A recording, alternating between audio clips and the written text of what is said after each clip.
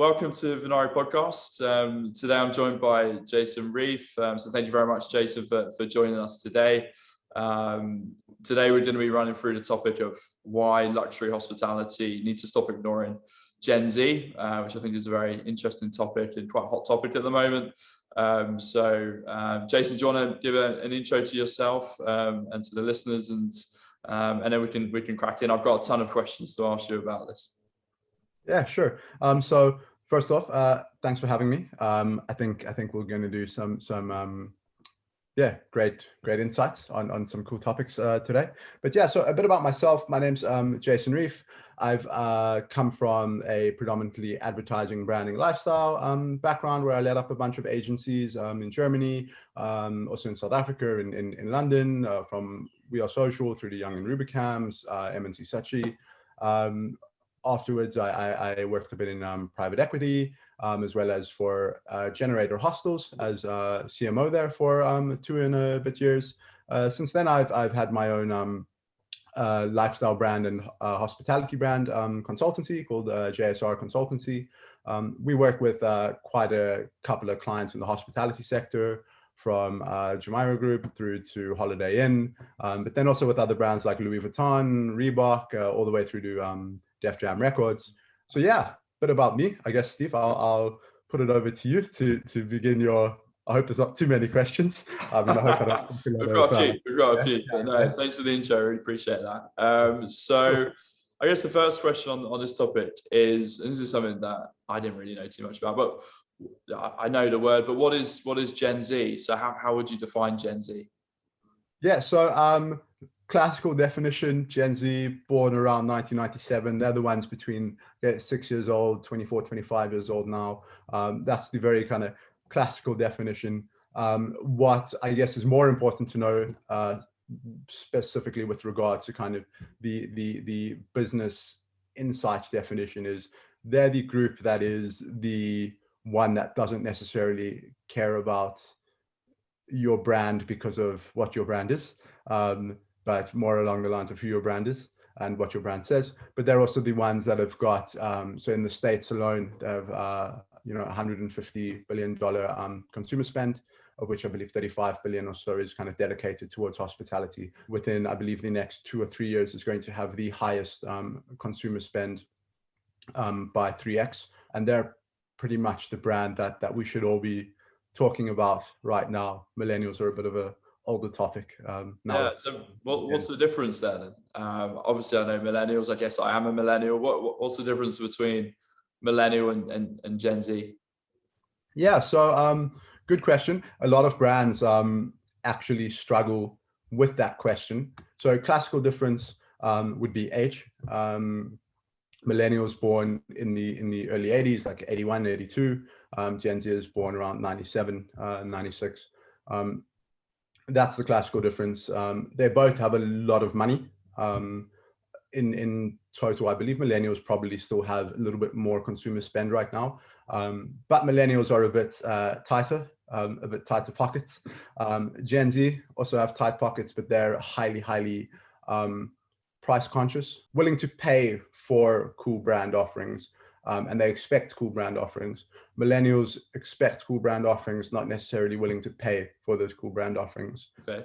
And then how does that link to, what are Gen Z looking for within, if they're staying in a hotel or, that hospitality experience, what are they looking for at the moment? It's important to know that Gen Z are super empowered, right? They scrutinize absolutely everything, and they only associate with like-minded brands. So a very classic example with regards to what a Gen Zer is expecting from any hospitality brand, and what a millennial is expecting, right? A millennial is expecting experiences. So if a millennial is going to South America, they're expecting a South American cooking class. They're expecting a kind of salsa dance class, right? A Gen Zer is expecting a salsa dance class that is particularly designed for TikTok. A TikTok class by Mary Sexton, your 15 salsa steps in 15 seconds. So that's kind of an experience that's designed to be very, very different which is also, I guess, one of the key factors, is that Gen Zers are looking for those highly different experiences, whereas millennials are looking for experiences. From a luxury hospitality perspective, a general experience is, well, you're experiencing the room, right? We've got the awesome Groya shower, that kind of rain shower. We have the amazing Samsung 100-inch whatever screen, covering the whole room, and we have the stars on the roof, and all of that stuff. So the room is the experience. That doesn't work with a Gen Z, right? No one's experiencing your room if they're not going to be in the room, right? And they're not traveling to be in the room. Whereas a large part of the previous generations, a lot of time was kind of spent in the room, so to say. You'd spend like kind of 2 hours at the beach, 2 hours in the city, and then you'd kick back in your room, right? But it was also from that kind of luxury point of view of, I'm staying here, so you're telling your friends, oh, I'm staying here, that's great, whereas it's not like that anymore. Yeah, absolutely. I remember actually an example I've got is, I went to Vienna. It's actually where I got engaged, and we stayed in the 25 Hours Hotel. Oh, nice. Yeah. I think Accor have taken them over now, and like the room was cool. It was like, it was fine, but for us, like the big sell was actually more the experience around the hotel, like what we can go out and see, what we can do, like the Christmas markets, and how the hotel actually like helped us like get those experiences. And the rooftop bar on the hotel as well, like was a big selling point for us as well. Like we didn't actually care what was in the room. Has it got a bed? Yeah, fine. Okay, great. We can dump our stuff in there. But it's more about what's around it. And that's what was kind of the pull factor for us. And it's great that you brought that up, because that's a really big differentiator between us being millennials and between Gen Zers. So for us, yeah, the rooms don't matter too much. At least for me, the rooms hardly matter. Whereas for me, it's if I go into a Generator or into a Selena or into a Clink, it's just so cool. The social spaces are like really cool. But you don't really see the 24-year-olds, right? Or the 18-year-olds spending a lot of time in those social spaces. You see the 29-year-olds, 30-year-olds, 31, 2, 3, drinking at the bar, chilling, So a lot of brands kind of also need to rethink that, right? Of, if you don't have your social spaces, they need to be there like tomorrow, right? Because you're still 8 years behind. Yeah. But you need to start thinking of, what are we empowering our Gen Zers with on the outside? Not necessarily how are we entertaining them on the inside. And so what can hotels do in their messaging? How can they reach out to Gen Z? How can they, drive engagement? So yeah, good question. And this kind of goes through all brands, right? Not only hotels and not only luxury hotels. Don't be young at all costs. A lot of brands, they're like, we need to be on this channel, on that channel. We need to be doing this event, that partnership, blah, blah, et cetera, et cetera. Don't be young at all costs. Now, what that means is, don't not be on those channels, right? Don't not do those partnerships, but remain who you are and remain authentic, because that's the most important thing that matters. But make sure that you're having culturally relevant conversations, enter dialogues with this target group, right? So don't like, oh yeah, we're going to be on TikTok and we're going to have our young guys who work behind the bar doing cool TikTok dances. That's culturally irrelevant, right? Because it's completely inauthentic. Be on TikTok and do like cool kind of, as like, if your brand truly believes in eco-friendliness, right? Then do a cool city cleanup. Like, how much can we pick up in 60 seconds for your TikTok, right? Don't have a bunch of guys dancing around just to have a bunch of guys dancing around because you think that's what Gen Zers want to see, right? Because that's not what they want to see. They want authenticity. If you don't believe in eco-friendliness, don't shout about it. Oh yeah, like, we don't believe in that. But don't try bring that into your social communications just so you think, oh, well, that's what they want to hear, right? Find something else that they want to hear, or at least tell them, if you are striving to be an eco brand, tell them that you're striving to be one, but you're not there yet, right? Once you've done that and you've figured out how to be culturally relevant, but in that kind of younger sphere, so on TikTok, on WeChat, in Asia, on Weibo, and Youku, Facebook, and all the rest, start thinking of how you can actually mix with this brand on an experiential level, bearing in mind that we said, these kind of standout different experiences matter most, and just kind of figure out, like, what is our way of doing that. And then I guess also another big factor is, Gen Zers, they love high tech, right? So this whole thing with all brands switching to kind of the app key cards now, that's also 8 years ago, right? You need to be more tech savvy than that. Yeah, like app key cards are great, right? Makes everybody's life easier. And that's just making life easier for people, specifically in our age group and the younger age group. But it's not something where it's like, wow, that's why we're going to stay there. That's kind of actually just expected now. It's not like we're going to stay there because that, and wow, that's so different. That's just expected, right? Sure. Yeah, I think we definitely have another discussion. I think there's one about blockchain and technology that can be brought into hospitality, and I think that I'm sure we could spend a lot of time digging into that basically. But to try and stay on topic with this kind of point, I think what do you think of the brands who are doing it at the moment? So what do you think of, I don't know, Joe and Joe by Accor? What do you think of Rosewood in the luxury space, who are perceived as more of a kind of lifestyle hospitality brand? What are your thoughts? Yeah. Wow. So you like throwing the tough questions my way.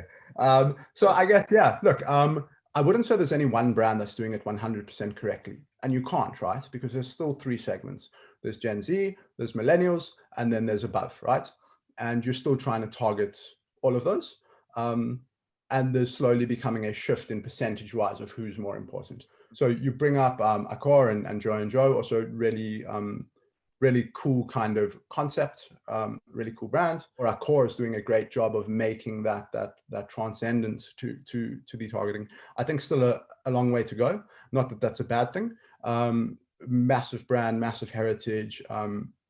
So yeah, there will be a long way to go, but you can clearly see that there's a lot of support from the big boss at the top helping, Joe and Joe get there. But then you have the brands like Rosewood. I did a lot of consulting and brand development and stuff for Rosewood, and just discussing kind of lifestyle choices, lifestyle brands, right? Targeting that younger audience, brand messaging for that younger audience. Not that Rosewood is getting everything incorrect. It was just very receptive on the executive level, but really, I guess, based on the heritage, based on it being such a beautiful brand with such a beautiful history, it's really hard to kind of push those things further into actual play.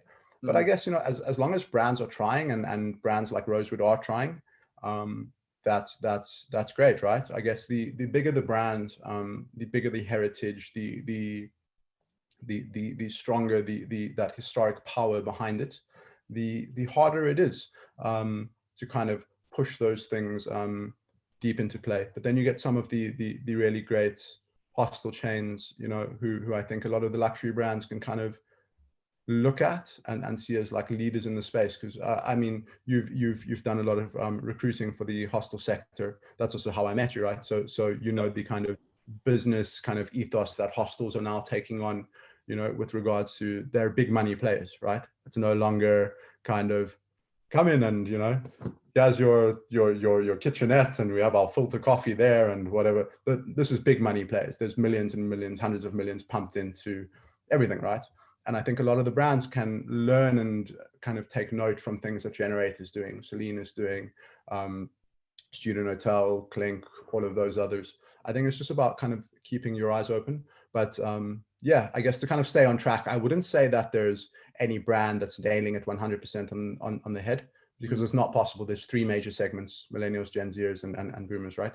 So you can't nail 100% on the head for just one, because then you're leaving out the rest.